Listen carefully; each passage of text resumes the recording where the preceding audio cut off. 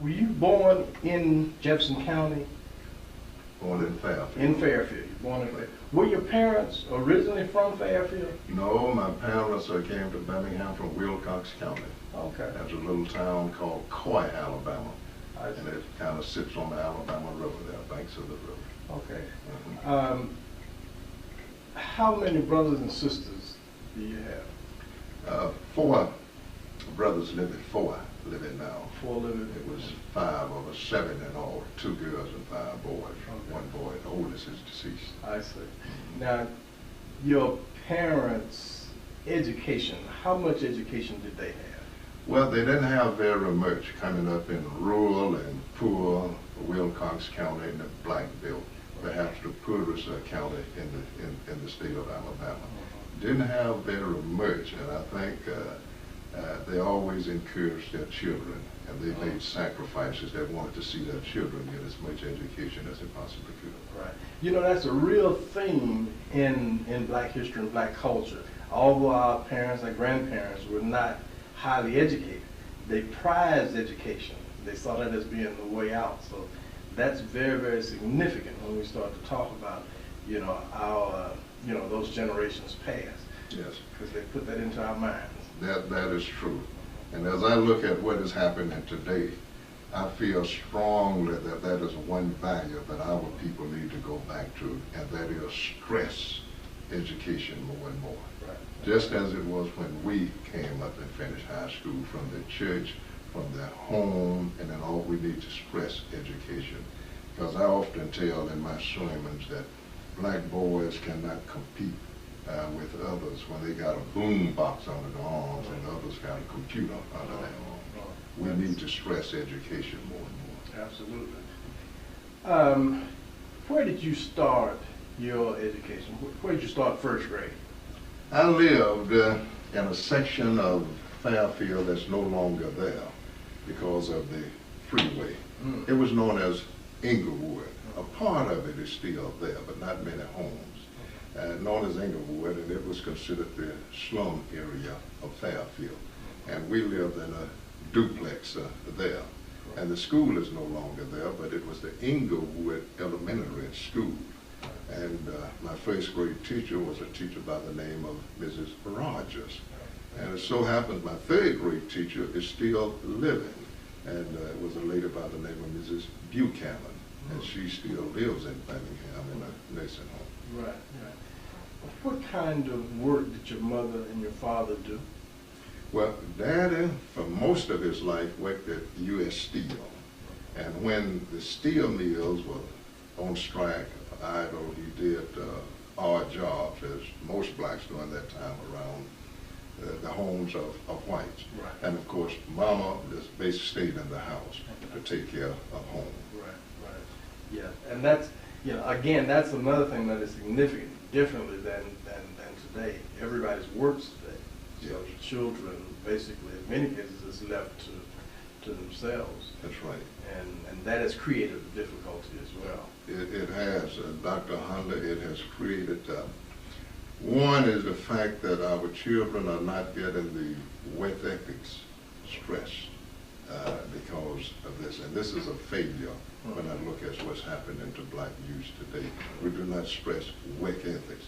And I like to quote to my people what Booker T. Washington said on one occasion when he said that there is as much dignity in tilling the soil as there is in writing a poem. You know, we got to go back to that work ethic, expressing it among young people today. Right, that's right. Now, as you grew up, child, growing up in Fairfield,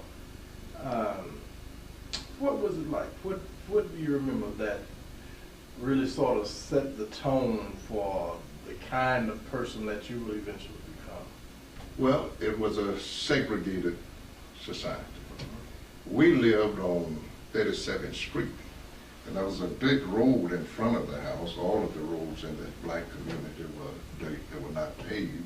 And right across the street from us was the white community, and which was more affluent and everything. And coming up was rough for a black person. We didn't have any I would say, meaningful work. Like most boys during that time, we would we would walk up and down the white community, and we would knock on doors asking if we could cut the grass, if we saw a yard that looked as if the grass needed or any type of way. That's what we tried to do. Now, when I became a little older, I worked at the American Legion. My dad and I, they paid us $25 a month basically for cleaning up for them. And also there was a white lady that I worked for when I was in elementary school, and her name was Mrs. Sarah Lee Howell, and her husband Jerry Howell, and they had a son.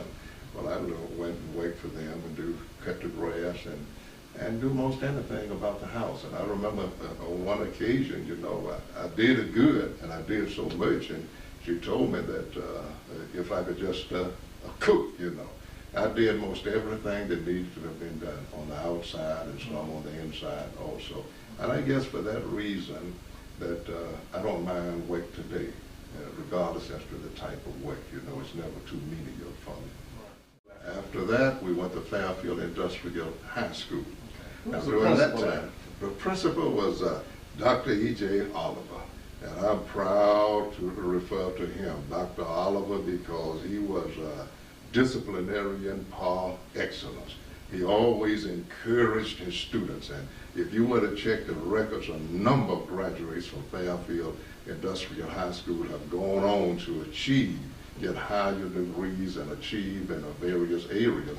And that's because of the kind of principal that Dr. E.J. Oliver was. But I would like to say that when we started the 9th grade at Fairfield Industrial High School, we still lived in Inglewood. There was no bus to transport us. Now, Fairfield Industrial High School was on 59th Street in what they call Interurban Heights in Fairfield. And I would say that's a distance, I know at least 5 miles, perhaps more. But we walked it. And we walked it through the white community, and then until we reached into Interurban Heights, the black community, in the morning and then in the evening. But we thought nothing about it at that time. Were you active in any extracurricular activities at the high school? Too. I was a member of the Socratic Debating Society that we had, and also I was a member of the Science Club. And I was participated in 2 debates. Usually a person going through high school might participate in 1. But I guess I just enjoyed, and I realized what that first participation did for me. And a teacher by the name of Mrs. Ruth B. Cook was the head. And she really motivated us, you know, and after I participated in that first debate, I wanted to participate in my second debate. So it was the Socratic Debating Society and the Science Club I participated. But I didn't participate in the sports activities like that organized. So you basically were a scholar, and you went on to become a scientist. Yes, that's correct. Why, was there anything that led you towards science? Any person? What was the thing that probably diverted you into that direction? Okay. I've always been inquisitive. And my mother says that when I was born, they noticed my eyes, they referred to them as eagle eyes. I kind of had searching eyes. Yeah. But over in the 11th grade, there was a teacher that came, Mr. Henry L. Lewis Dobbins. And I thought he was just, as it's taught us physics, you know, and I thought he was just good. And science was the only thing that kind of challenged me. English, and that was not a challenge to me.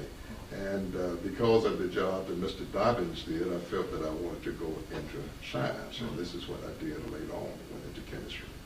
So after high school, what did you do? After high school, as soon as I finished high school, let me say at that particular time during high school, we had what we called an academic meet that was conducted by Alabama State University, at which time they would invite black high school graduates from across the state to participate in an academic meet. And that is, they would administer tests in various areas, you know. And we kind of look forward to that at Fairfield Industrial because it would say something how our school was stacking up against other schools across the state. And it so happened that year that we won the, I think it was the silver medal and about 4 or 5 ribbons that we brought back to our school at that time. Now, when I finished high school, as soon as I went and enrolled at Myers College, I went summer and winter. So I was able to finish in 3 years, by doing that. Fairfield was a town that was built by GCI, basically a company town. Yes. How did Fairfield interact with Birmingham in terms of the racist picture that is developed about Birmingham itself? Was Fairfield any different than that, or was it very similar? I would say Fairfield was similar. There was basically no difference. It's about the same. The segregation laws that Birmingham had, Fairfield was the same. It was just tough for a black person. We couldn't be in the white community. I remember very well when some of my friends at Christmas time, they had gotten some skates, and we went up to what we call a car line, where the streetcar would come from Fairfield and went to Birmingham. And they went down the sidewalk into front of the white homes. There was one white policeman, his name was Dean. I never forget Walter Dean. He's supposed to have been tough and rough when it comes to blacks, you know. And he came out and you all go back up to the nigger section, you know. And I also remember another incident when my brother and I, there was a football game at the White High School, and on a Friday night, and we climbed a tree that was on the outside of the stadium. We just wanted to see the game, and policemen came back and ran us off, you know. So Fairfield was not any different. It was segregated too, and they had their segregation laws. I remember at that time we came up, you know, we were just a little fearful of the police during that time. And if you was on the school ground playing and somebody hollered policeman, we didn't know anything else to do. We started running, you know. And I remember one occasion where one policeman had his car and came down and arrested, it was just several black men. And when I think about it, it was kind of comical. I look back at that, but he had those fellows not only on the inside of the car, but the cars had a running board. They were standing out on the running board, and some was even on the fender of the car. I don't know how many men he just transported to the jail. What was the occasion? What had happened? I don't know. I think they were down to gambling at a place called Frank Frazier. One white policeman. One white policeman, and had almost a dozen packed on the inside of the car, on the running board, and on out. Because at that time, you wouldn't think about running. It was just whatever that white man said, especially the policeman. That's what you did, you know. And he hauled all of them down to the city jail in Fairfield. So you wouldn't, that wouldn't happen now, you know. There's an area that was a vacant area where the Klan would meet on Saturday nights. Do you have any recollection? Yeah, I do have one. I remember seeing them one night. I had picked my wife up with my girlfriend at that time in Bessemer, and we came down the superhighway, and we turned, made a left turn to come up in front of Western Hills Mall, where there's now Aaron Aronoff Drive. And before we got there, ahead of us, I saw quite a few kind of lights and things. And then when we got close, I told my wife, I realized that was the Klan. They were having some type of meeting there. And we just detoured and just went another way. But sure. Yeah, they used to burn the big cross out there. Yeah. And then they would drive actually through our neighborhood after they burned that cross. Yeah. And I remember our parents always telling us, you know, you get home and you know, you close the doors at those times. That's right. But then being younger, we sometimes were rather mischievous. And I remember one night they rolled through and we actually rocked the caravan. And I went home and I was awake all night, scared to death. Because every time a car came by, I knew it was the Klan that was coming to get us. But that was made such an impression on me, that whole picture of the Klan and what they were doing. That was it being really about halfway between Fairfield and where I live. I was sure that the same kind of situation may have happened in your area. Right. Now you left, go ahead.